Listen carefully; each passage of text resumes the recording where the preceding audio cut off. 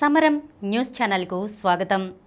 ఈనాటి ముఖ్యాంశాలు: మన్యంలో తగ్గిన గంజాయి సాగు, 100 రూపాయలతో వారసత్వ భూముల రిజిస్ట్రేషన్, సేఫ్ జోన్ కోసం చూసుకోవద్దు, ఏఐతో నిండు 150 ఏళ్లు, ఆలు రావట్లేదు, శ్రీశైలానికి భారీ వరద, ఎలాన్ మస్క్ అమెరికా పార్టీ, క్వాంటంతో నవశకం, నాసిరకం హెల్మెట్లపై కేంద్రం సీరియస్, 336 పరుగుల తేడాతో ఇంగ్లాండ్ చిత్తు, రక్తహీనతను దూరం చేసే నేరేడు. ఈరోజు వార్తలను చూద్దాం. మన్యంలో తగ్గిన గంజాయి సాగు. ఏడాది క్రితం వరకు మేమెప్పుడు గంజాయి పట్టుకున్నా ఆ మూలాలు ఆంధ్రప్రదేశ్లోనే ఉండేవి. పట్టుబడిన వారిని ప్రశ్నిస్తే విశాఖ మన్యం నుంచి తీసుకొచ్చామని చెప్పేవాళ్లు. అప్పట్లో ఈ విషయాన్ని పదే పదే ఏపీ ప్రభుత్వ దృష్టికి తీసుకెళ్లినా ఫలితం ఉండేది కాదు. కొన్ని నెలలుగా మాత్రం ఏపీ నుంచి మా రాష్ట్రానికి గంజాయి రావడం ఆగిపోయింది. పట్టుబడుతున్న వారిని విచారిస్తుంటే ఒడిశా నుంచి తీసుకొచ్చామని చెబుతున్నారు. ఇటీవల జరిగిన నార్కోటిక్స్ కంట్రోల్ బ్యూరో సమావేశంలో Tamil Nadu anti narcotics task force అధికారులు చెప్పిన అభిప్రాయమిది. అంతేకాదు, ఎన్సీబీ సమావేశాల్లో గతంలో ఏపీని రెడ్ జోన్లో చూపించేవారు. ఇప్పుడు ఆ జాబితా నుంచి తొలగించారు. ఒక్క ఏడాదిలో కూటమి ప్రభుత్వం తీసుకొచ్చిన మార్పు ఫలితమిది. 100 రూపాయలతో వారసత్వ భూముల రిజిస్ట్రేషన్. గ్రామ వార్డు సచివాలయాల్లో నామమాత్ర ఫీజుతో వారసత్వ భూముల సంక్రమణ భాగస్వామ్య రిజిస్ట్రేషన్లు త్వరలో జరగనున్నాయి. సబ్ రిజిస్ట్రార్ కార్యాలయం నిర్ధారించిన మార్కెట్ విలువ ప్రకారం సదరు ఆస్తి విలువ 10 లక్షల రూపాయల లోపు ఉంటే 100 రూపాయలు, ఆ పైన ఉంటే 1000 రూపాయల ఫీజును స్టాంప్ డ్యూటీ కింద తీసుకోనున్నారు. ఆస్తి యజమానులు మరణించిన అనంతరం వారసులకు సంక్రమించే వాటికి మాత్రమే గ్రామ వార్డు సచివాలయాల్లో రిజిస్ట్రేషన్ చేస్తారు.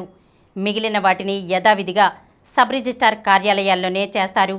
తల్లిదండ్రులు మరణించిన అనంతరం వారసత్వంగా వచ్చే ఆస్తులను వారసులు తహసీల్దార్లకు దరఖాస్తు చేసి కాగితాలపై రాసుకుంటున్నారు. వీటికి మ్యూటేషన్లు సకాలంలో జరగడం లేదని తహసీల్దార్ కార్యాలయ సిబ్బంది పదే పదే తిప్పుతున్నారన్న ఫిర్యాదులు ప్రభుత్వానికి అందుతున్నాయి. గత ఏడాదిలో సుమారు 55,000 ఫిర్యాదులు ఇలా ప్రభుత్వానికి అందాయి. మరోవైపు తమ ఆస్తికి ఎందుకు రిజిస్ట్రేషన్ చేయించాలి అనే ఉద్దేశంతో కొందరు ఉంటున్నారు. దీనివల్ల చనిపోయిన వారి పేర్లు భూముల రికార్డుల్లో అలాగే ఉండిపోతున్నాయి. ఫలితంగా పలు సమస్యలు తలెత్తుతున్నాయి. సేఫ్ జోన్ కోసం చూసుకోవద్దు. పిల్లలకు ఇవ్వాల్సింది ఆస్తులు కాదని, వారు పైకి ఎదిగే క్రమంలో ఎదురయ్యే సవాళ్లను అధిగమించే ధైర్యం ఇవ్వాలని బోస్టన్ గ్రూప్ చైర్మన్ కోట సుబ్రహ్మణ్యం అన్నారు. చేతిలో తగినంత డబ్బు లేకపోయినా విద్యార్థి దశ నుంచే లక్ష్యాన్ని సాధించాలనే పట్టుదలతో దేశం దాటి వెళ్లేందుకు చూపిన తెగువ ఆయన్ను ప్రపంచ స్థాయి పారిశ్రామికవేత్తగా ఎదిగేలా చేసింది. ఓ ఉద్యోగిగా మొదలైన ఆయన ప్రస్థానం వేల మందికి ఉపాధి చూపించే స్థాయికి తీసుకెళ్లింది.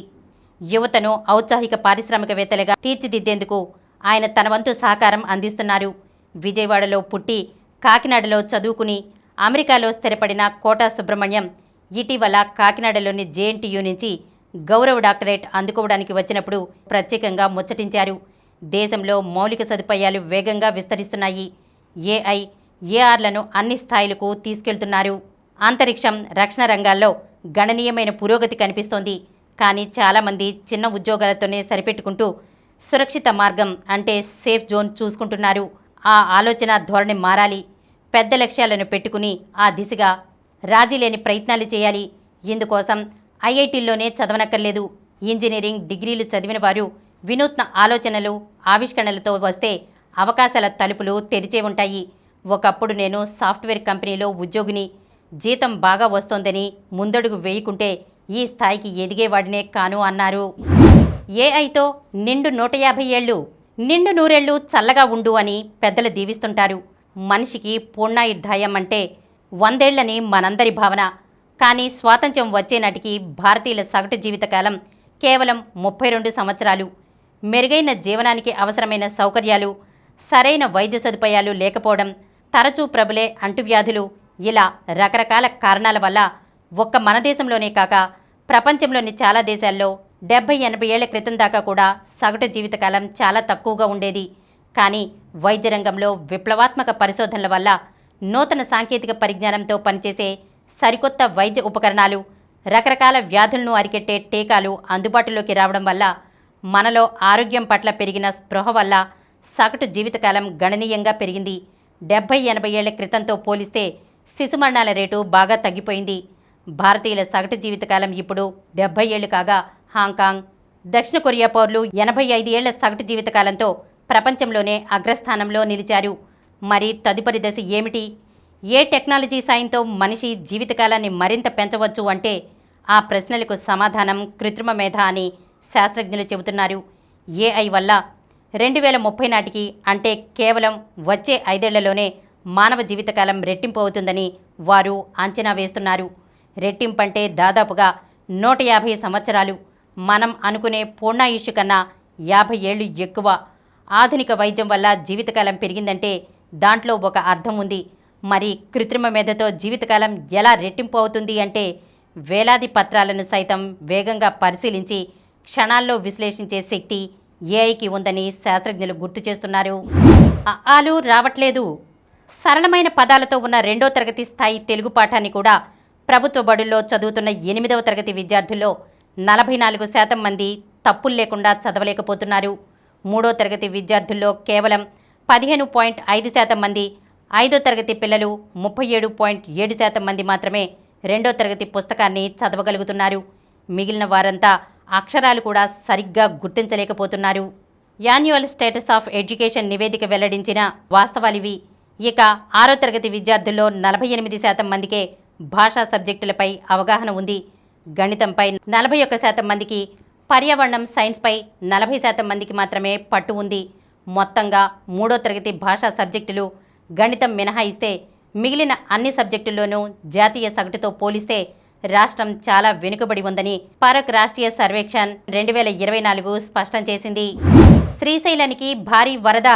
ఎగువ రాష్ట్రాల్లో కురుస్తున్న భారీ వర్షాలతో శ్రీశైలం డ్యాంకు వరద పోటెత్తుతోంది. ఎగువ నుంచి 1,86,212 క్యూసెక్ల నీరు వచ్చి చేరుతోంది. డ్యాం గరిష్ట నీటి మట్టం 885 అడుగులకు గాను ప్రస్తుతం 879.30 అడుగుల వరకు నీరు చేరింది. డ్యాం పూర్తిస్థాయి నీటి నిల్వ సామర్థ్యం 215.80 టీఎంసీలకు గాను ప్రస్తుతం 184.27 టీఎంసీల నీరు ఉంది. ఎగువన జోరాల ప్రాజెక్టు నుంచి 1,09,216 క్యూసెక్కులు, సుంకేసుల నుంచి 67,218 క్యూసెక్కులు శ్రీశైలానికి విడుదల చేస్తున్నారు. పోతిరెడ్డిపాడు హెడ్ రెగ్యులేటర్ నుంచి 10,000 క్యూసెక్కులు రాయలసీమ కాలువలకు వదులుతున్నారు.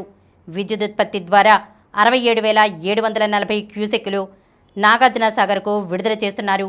అలాగే తుంగభద్ర జలాశయానికి ఎగువ నుంచి 52,308 క్యూసెక్కుల ఇన్ఫ్లో ఉంది. డ్యాం గరిష్ట నీటి మట్టం 1,633 అడుగులకు గాను ప్రస్తుతం 1,625.26 అడుగులకు చేరింది.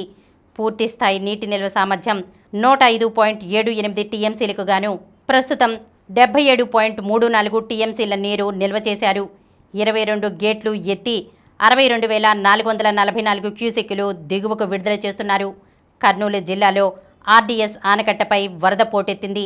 మంత్రాలయం వద్ద భారీగా వరద ఉండడంతో భక్తులను అప్రమత్తం చేశారు. సుంకేసుల జలాశయానికి 67,218 క్యూసెక్కులు ఇన్ఫ్లో కొనసాగుతోంది. Elon Musk America party. ప్రపంచ కుబేరుడు ఎలాన్ మస్క్ అన్నంత పని చేశారు. అమెరికా అధ్యక్షుడిగా ట్రంప్ రెండోసారి విజయం సాధించేందుకు తోడ్పడి అదే ట్రంప్తో విభేదాలతో బయటకొచ్చిన మస్క్ కొద్ది రోజులుగా చెబుతున్నట్లుగా అమెరికా పార్టీ పేరిట కొత్త రాజకీయ పార్టీని స్థాపిస్తున్నట్లు ప్రకటించారు. ఈ మేరకు శనివారం ఎక్స్లో వరుసగా పోస్టులు పెట్టారు. అమెరికాలో ఇప్పుడున్న 2 పెద్ద పార్టీలు డెమోక్రటిక్, రిపబ్లికన్ పార్టీలతో ఎలాంటి ప్రయోజనం లేదని, ప్రజలు నిజమైన రాజకీయ మార్పును కోరుకుంటున్నారని మస్క్ పేర్కొన్నారు. ఇటీవల తాను నిర్వహించిన పోల్లో 3/2 మంది కొత్త పార్టీ అవసరమని తేల్చారని చెప్పారు. మీ స్వేచ్ఛను తిరిగి మీకు అందజేసేందుకు ఈరోజు అమెరికా పార్టీ ఏర్పాటైంది. చెత్త, పనికిరాని నిర్ణయాలతో మన దేశాన్ని దివాలా తీయించే పరిస్థితి నెలకొంది. మనం ఈ ఏకపార్టీ వ్యవస్థను తుత్తునీలు చేయబోతున్నామని మస్క్ పేర్కొన్నారు. క్వాంటంతో నవశకం. భారత్లో ఇప్పుడు ఎక్కడ చూసినా క్వాంటం కంప్యూటింగ్ పేరు మార్మోగిపోతోంది. భవిష్యత్తులో క్వాంటం పరిశ్రమను భారత్ శాసించబోతోందా? ముఖ్యంగా ఆంధ్రప్రదేశ్లో ఏర్పాటు చేయనున్న క్వాంటం వ్యాలీతో దేశ రాష్ట్ర ముఖ చిత్రమే మారనుందా అనే ప్రశ్నలకు అవుననే సమాధానం వినిపిస్తోంది. దేశంలోనే మొట్టమొదటి క్వాంటం వ్యాలీని అమరావతిలో ఏర్పాటు చేయాలని ఏపీ ప్రభుత్వం తీసుకున్న నిర్ణయాన్ని గేమ్ చేంజర్గా నిపుణులు అభివర్ణిస్తున్నారు. ఈ క్వాంటం వ్యాలీ అందుబాటులోకి వస్తే టెక్నాలజీ రంగంలో ఎన్నో విప్లవాత్మక మార్పులు జరిగే అవకాశం ఉందని చెబుతున్నారు. మన దేశ సైబర్ సెక్యూరిటీ వ్యవస్థ ఎవరూ ఛేదించలేనంత పటిష్టంగా మారుతుందని, వైద్య రంగంలో నయం కాని ఎన్నో రోగాలకు వ్యాక్సిన్లు, మందులు అందుబాటులోకి వస్తాయని, వాతావరణంలోని మార్పులను, ప్రకృతి వైపరీత్యాలను కూడా ముందే పసిగట్టవచ్చని, దేశ రక్షణ కోసం శక్తివంతమైన ఆయుధాలను అభివృద్ధి చేయవచ్చని చెబుతున్నారు. అయితే ఇవన్నీ ఒక క్వాంటం వ్యాలీ ఏర్పాటుతో అభివృద్ధి చేయవచ్చని చెబుతున్నారు. నాసిరకం హెల్మెట్లపై కేంద్రం సీరియస్. ద్విచక్ర వాహనదారులు హెల్మెట్లను వినియోగించడం గణనీయంగా పెరిగినా నాణ్యమైన హెల్మెట్ల వినియోగం తక్కువే ఉంటోంది. ఈ నేపథ్యంలో వాహనదారుల భద్రతను దృష్టిలో ఉంచుకుని నాసిరకం హెల్మెట్ల తయారీ, వినియోగంపై కఠినంగా వ్యవహరించాలని రాష్ట్రాలకు కేంద్ర ప్రభుత్వం ఆదేశాలు జారీ చేసింది.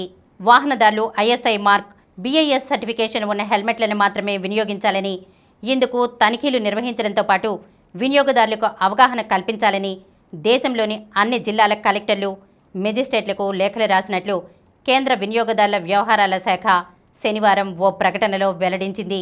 దేశంలో 21 కోట్లకు పైగా ద్విచక్ర వాహనాలు ఉన్నాయని, వాహనదారుల భద్రత అత్యంత ముఖ్యమని కేంద్రం తెలిపింది.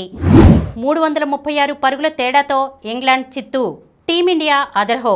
గిల్ సేన ఈసారి అవకాశాన్ని వదిలిపెట్టలేదు. రెండో టెస్ట్ ఆరంభం నుంచి ఆధిపత్యాన్ని ప్రదర్శించిన ఆ జట్టు చివరి రోజు అదరగొట్టింది. ఆఖరి పంచిని కూడా విజయవంతంగా విసిరింది. నిర్జీవ పిచ్పై ఆకాశ్దీప్ సూపర్ బౌలింగ్తో 336 పరుగుల భారీ తేడాతో ఇంగ్లాండ్ను చిత్తుగా ఓడించింది. 608 పరుగుల భారీ లక్ష్య ఛేదనలో ఓవర్ నైట్ స్కోర్ 3 వికెట్ల నష్టానికి 72 పరుగులతో చివరి రోజు ఆదివారం రెండో ఇన్నింగ్స్ కొనసాగించిన ఇంగ్లాండ్ 271 పరుగులకు ఆలౌట్ అయింది. Jamie Smith top scorer. తొలి ఇన్నింగ్స్లో భారత్ 587 పరుగులు చేయగా ఇంగ్లాండ్ 407 పరుగులకు ఆలౌట్ అయింది. భారత్ రెండో ఇన్నింగ్స్ను 6 వికెట్ల నష్టానికి 427 పరుగుల వద్ద డిక్లేర్ చేసింది. గిల్కు player of the match award లభించింది.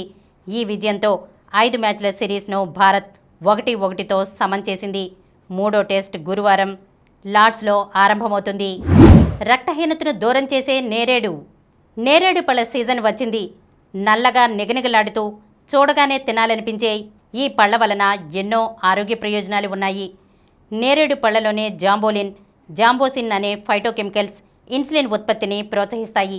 దాంతో రక్తంలో చక్కెర స్థాయిలు నియంత్రణలో ఉంటాయి. ఈ పళ్లలోని పొటాషియం రక్తపోటును నియంత్రిస్తుంది. నేరేడు పళ్లలో యాంటీ ఆక్సిడెంట్లు పుష్కలంగా ఉంటాయి. ఇవి చెడు కొలెస్ట్రాల్ను తగ్గించి మంచి కొలెస్ట్రాల్ను పెంచడంలో సహాయపడతాయి. గుండె ఆరోగ్యాన్ని కాపాడతాయి. ఈ పళ్లలో ఫైబర్ అధికంగా ఉంటుంది. ఇది జీర్ణక్రియను మెరుగుపరుస్తుంది. వీటిలోని విటమిన్ సి, యాంటీ ఆక్సిడెంట్లు రోగనిరోధక శక్తిని పెంపొందిస్తాయి. ఫ్రీ రాడికల్స్ నుంచి కణాలను రక్షిస్తాయి. నేరేడు పళ్లలోని ఐరన్ రక్తహీనతను దూరం చేస్తుంది. వీటిలోని పొటాషియం, కాల్షియంలు ఎముకలు, దంతాల ఆరోగ్యాన్ని కాపాడతాయి.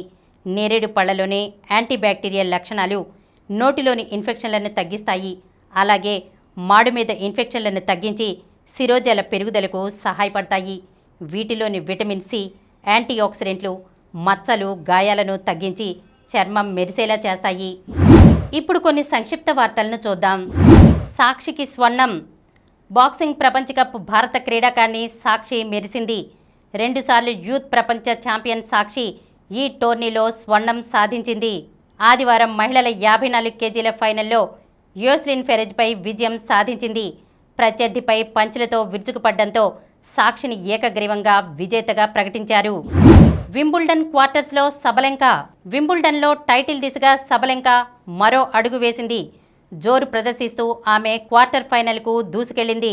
ఆదివారం మహిళల సింగిల్స్ ప్రీ క్వార్టర్స్లో టాప్ సీడ్ సబలెంకా 6-4, 7-6, 7-4తో ఎలిస్ మెర్టిన్స్పై గెలిచింది. గెలుపు బాటలో ఆసీస్. వెస్టిండీస్తో 3 టెస్టుల సిరీస్ తొలి మ్యాచ్లో విజయం సాధించిన ఆస్ట్రేలియా రెండో టెస్టులోనూ విజయం దిశగా సాగుతోంది. విండీస్కు 277 పరుగుల లక్ష్యాన్ని నిర్దేశించిన ఆసీస్ 4వ రోజు కడపటి వార్తలందేసరికి ప్రత్యర్థిని 7 వికెట్ల నష్టానికి 99 పరుగులకు పరిమితం చేసింది. గుకేష్కు 3వ స్థానం. Grand chess tour super United rapid blitz టోర్నీలో మొత్తంగా దొమ్మరాజు గుకేష్ 3వ స్థానంలో నిలిచాడు. ర్యాపిడ్లో అగ్రస్థానం సాధించిన గుకేష్ బ్లిట్జ్ పోటీలను 3వ స్థానంతో ముగించాడు. హర్విందర్కు 2 స్వర్ణాలు. ఆసియా పారా ఆర్చరీ ఛాంపియన్షిప్లో పారాలింపిక్ ఛాంపియన్, ప్రపంచ నెంబర్ 1 హర్విందర్ సింగ్ సత్తా చాటాడు. ఆదివారం 2 బంగారు పతకాలతో మెరిసిన హరీందర్ భారత్కు టోర్నీలో ద్వితీయ స్థానం అందించాడు. మరిన్ని వార్తా విశేషాలతో రేపటి సమరం న్యూస్ ఛానల్లో మళ్ళీ కలుద్దాం. ప్రతిరోజు వార్తా విశేషాల కోసం అనతి కాలంలోనే 20 కోట్లకు పైగా వ్యూస్ సాధించిన సమరం ఛానల్ సమర్పించు సమరం న్యూస్ ఛానల్కు సబ్స్క్రైబ్ చేయండి, లైక్ చేయండి, మీ ఫ్రెండ్స్కి షేర్ చేయండి. అలాగే ప్రక్కనున్న గంట సింబల్ని ప్రెస్ చేయడం మర్చిపోకండి.